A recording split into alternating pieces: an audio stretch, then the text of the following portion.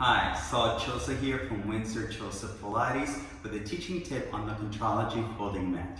Let's talk about roll-up. Let's say you've done all the preliminary exercises and it's still a challenging movement. I suggest a set of 2-pound weights, a friendly strap, and let's begin. Extend everything, point the feet, reach the arms over the head with your shoulder blades.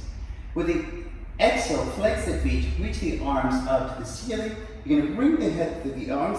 The weights are going to help you counterbalance so you can scoop the abdominals and pull the belly button back. Allow the pelvis to go forward.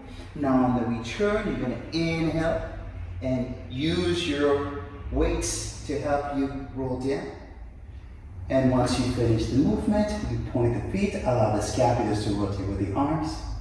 Thank you for watching this teaching tip.